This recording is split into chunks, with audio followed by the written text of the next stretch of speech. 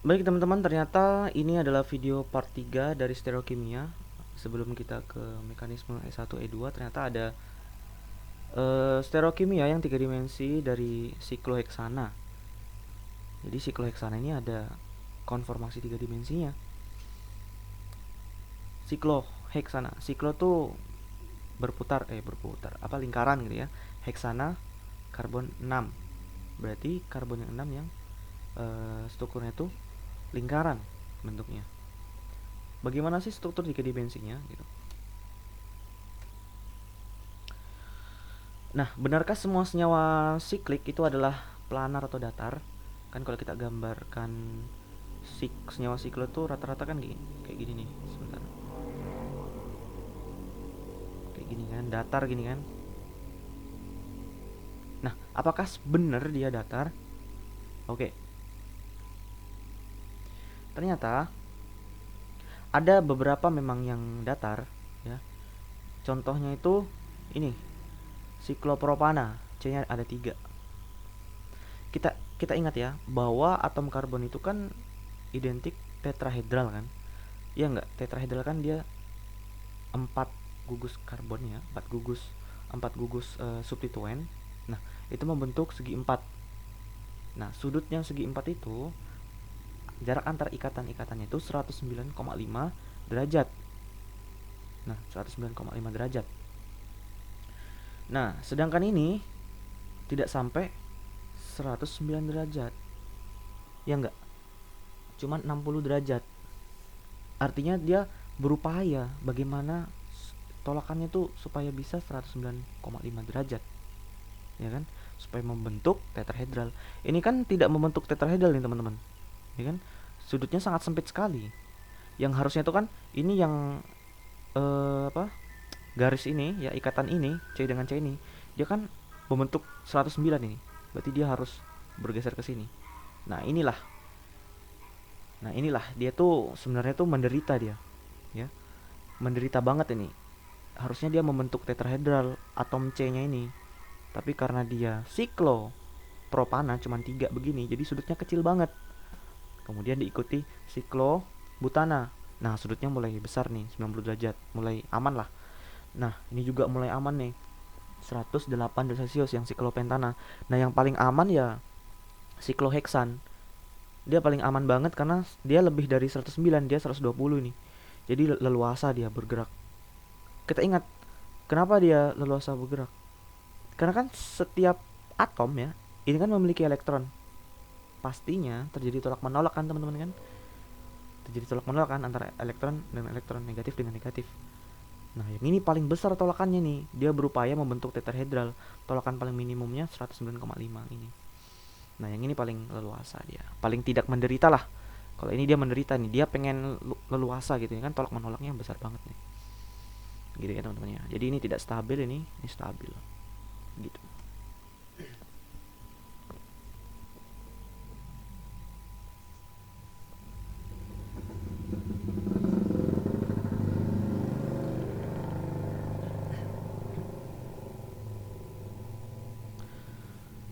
Sehingga teori tegangan Bayer tak sepenuhnya benar. Sikloheksana. Tadi kan teori dari Bayer ya. Nah, sikloheksana gugus CH2 tidak lebih reaktif daripada siklopentana, walaupun sudutnya lebih menyimpang dari 109,5. Kesalahan ini ternyata dikarenakan bahwa sikloheksana dia tidak sepenuhnya planar, kecuali cincinnya mengalami pelipatan sehingga mencapai sudut ikatan mendekati 109. Jadi siklopentana itu ternyata tidak tidak planar, dia membentuk kayak bengkok-bengkok gitu supaya dia membentuk 109 derajat. Nah, 109,5 derajat. Nah, ini yang planar ya, yang datar ya. Nah, dia berupaya membentuk 109 nih. Dia berupaya bengkok ke arah sini, ya kan? Yang aslinya begini planar, dia berupaya bagaimana caranya supaya bisa membengkok ke sini. Nah, ternyata dia tuh bengkok-bengkok dia ternyata. Nah, ke sini, sini, ke sini. Ya akibat elektron tadi, tolak menolak elektron tadi, dia membentuk sudut sudut tertentu di mana tolakannya minimum. Nah, ini kan tetrahedral, teman-teman. Satu, dua, tiga, empat. Nah, jarak antara ini ke sini itu 109,5. Jarak ini ke sini 109,5. Ini tolakannya minimum, tolakan antar elektronnya. Beda dengan ini. Wah, tolakannya besar banget ini. Ya kan? Elektron-elektron. Wah, gitu. Jadi dia terbentuk lekukan-lekukan, ya. Sehingga sudutnya 109. Nah, ini bentuk tiga dimensinya. Ternyata kalau digambarkan secara datar, ya, dia membentuk perahu gini, ya. Membentuk perahu atau kursi. Ini kursi gini. Ini kan C1, C2, C3, C4, C5, C6, sikloheksana. Nah, bentuknya seperti ini, teman-teman. Jadi kalau kita lihat yang sikloheksana yang bentuk segi 6 itu sebenarnya di logo HMJ Kimia itu tidak benar, teman-teman. Tidak stabil dia. Ya kan? Ya mohon maaf ini. Logo HMJ Kimia kalau di IKA Himki itu diejek itu. Ah, logo HMJ Kimia Win nggak stabil gitu. Harusnya bentuknya kayak gini logo HMJ Kimia gitu. Ya bercanda lah, nggak apa-apa. Karena untuk lebih simpelnya kan gambarnya datar gitu. Nah, sekarang kita sudah paham bahwa sebenarnya di alam ya, dia berupaya membentuk konformasi seperti ini, struktur tiga dimensinya seperti ini, sikloheksana. Gitu ya, teman-teman ya. Oke. Nah, tinggal bagaimana kita isi dengan substituennya, hidrogen, hidrogen, hidrogen atau ada metil di situ. Ya kan? Sikloheksana kan ada substituennya juga. Atom H gitu kan. Nah, di sini kan ada atom H2 nya kan.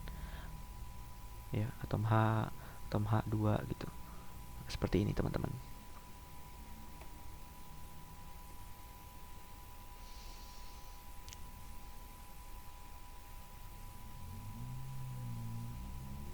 Nah, ini diagram energinya ya. Dimana yang paling stabil ya, yang paling stabil tuh yang energinya rendah adalah yang bentuk kursi, teman-teman. Kalau yang bentuk perahu itu kurang stabil, energinya tinggi. Kenapa? Masih terjadi tolak menolak di sini, ya kan? Kalau ini kan atas sama bawah ini tidak saling bertemu, makanya yang bentuk konformasi kursi itu lebih stabil dan lebih disukai, gitu.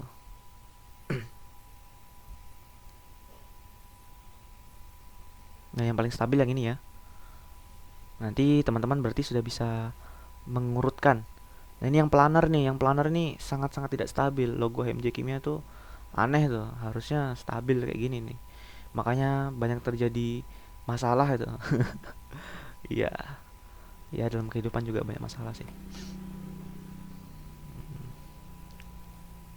Nah, nanti di UAS nanti teman-teman nanti diminta untuk menggambarkan. Sering banget diminta untuk menggambarkan dari konformasi sikloheksana yang gambar kursi tadi. Caranya gimana? Nah, saya sama seperti ini. Kita bikin dulu dua garis yang sejajar namun miring ini. Kemudian kita hubungkan ke atas dan hubungkan ke bawah ya. Kita contohkan ya. Kita buat dulu segini. Nah, kemudian kita buat, aduh ini susah banget. Set, set. Gitu. Kemudian ini. Set, set. Nah, jadi deh. Nah, tinggal nanti kita kasih gugus yang lain di sini. Mau dia substituennya hidrogen atau dia metil, ya terserah ya, terserah struktur apa. Nah, posisi yang tegak lurus itu namanya aksial ya. Kemudian yang sejajar dengan bidang ya, sejajar dengan bidang ini namanya ekuatorial. Ingat ini posisinya saja ya, posisinya. Posisi substituennya, misalnya sini ada metil misalnya. Metilnya tuh posisinya aksial atau ekuatorial. Nah, itu berbeda loh teman-teman, posisinya itu sudah membentuk isomer, teman-teman. Bisa membentuk isomer cis, bisa membentuk isomer trans. Dan isomer cis dan trans itu senyawa yang berbeda juga gitu. Ya, saya ulangi lagi, nanti posisi aksial dan ekuatorial ini dapat menentukan senyawa itu termasuk isomer cis atau trans. Nah, namanya isomer kan pasti dia senyawa yang berbeda walaupun dia sama-sama ada gugus CH3-nya. Tapi kan posisinya beda. Nah, posisinya beda itu disebut isomer. Isomer itu apa? Rumus molekul sama tapi strukturnya berbeda. Ya, strukturnya berbeda berarti sifatnya berbeda juga. Nah, seperti yang tadi contoh tadi yang kiral tadi, ada yang bersifat obat, yang satunya bersifat racun, padahal sama-sama gugusnya. Oke, kita lanjut lagi ya. Nah, ini aksial yang tegak ya, yang tegak ini. Kemudian yang ekuatorial ini yang lurus atau yang baring atau yang dalam bidang gitu ya. Kalau kita gambarkan kayak gini.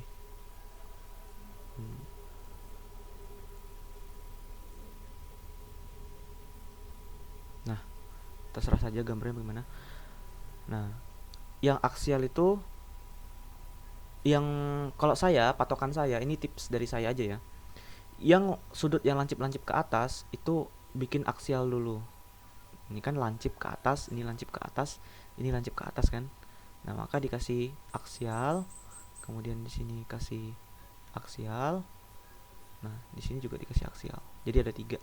Nah, kemudian yang sudut ke bawah juga aksial ke bawah juga. Ini aksial, ini aksial, ini aksial. Nah, baru sisanya baru ekuatorial. Ini ekuatorial, ini ekuatorial, ini ekuatorial, seperti itu. Nah, oke.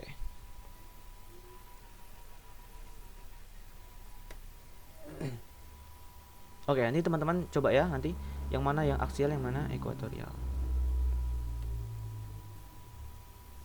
Nah, ini ya.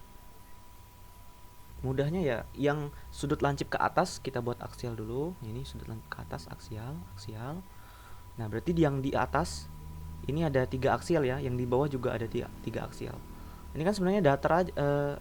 Kalau kita buat kertas sebenarnya kan ini yang menghadap depan, ini bagian belakangnya ini kayak lurus ke belakang gitu lah. Nah, ini datar sebenarnya. Ibaratnya kayak kertas dilipat gitu kan.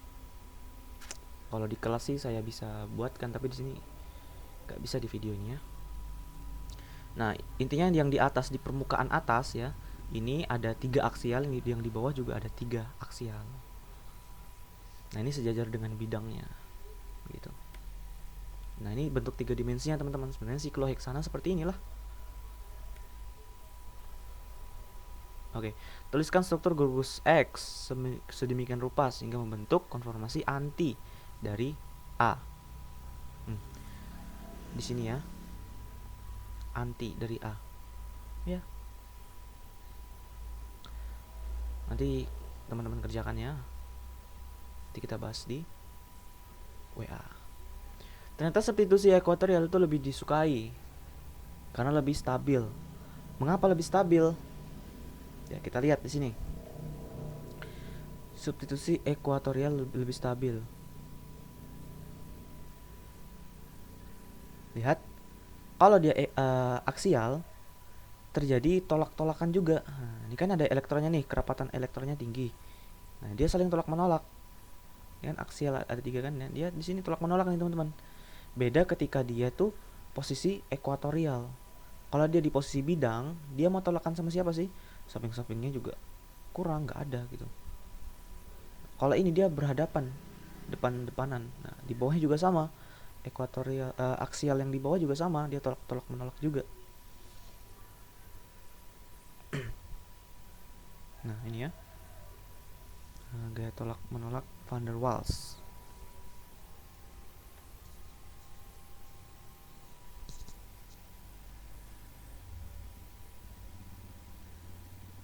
Jadi kalau ditanya nanti mungkin pertanyaannya kayak gini. Dari struktur A dan B, yang manakah yang lebih stabil gitu. Struktur A dan B yang mana lebih stabil? Nah, mungkin pertanyaan seperti itu. Bukan mungkin sih, biasanya di pertanyaan nanti seperti itu. Oke, berarti kita bisa menjawab dengan alasan, sertakan alasannya gitu. Kita gambar dulu ya kan. CH3-nya di posisi nomor 1 ini dan posisinya aksial. Nah, kita lihat di sini. Terjadi tolak menolak di posisi aksial. Nah, dan ini tidak stabil. Kenapa tidak stabil? Karena elektron di CH3 itu tolak menolak dengan elektron yang ada di atom H, sehingga energinya lebih besar. Energi tolakannya besar, maka dia struktur ini tidak stabil, kurang stabil dibandingkan dengan posisi ekuatorial. Metal yang ekuatorial, energi tolakannya itu minimum. Energi tolakan minimum sehingga lebih stabil. Energinya rendah, lebih stabil, begitu kan? Jadi kalau digambarkan diagram energi, ini energinya rendah gitu, karena tolakannya minimum. Kalau ini kan dia di hadapan ini, di atas nih. Nah kalau di bidang, nah, tolakan menolakannya lebih ringan. Dia menolak dengan siapa? Atom yang ini berjauhan. Atom H kecil ya. Oke, intinya ekuatorial itu lebih stabil posisinya, lebih disukai. Saya kira itu aja sih. Di sini tidak membahas cis dan trans ya. Sudah habis PPT-nya.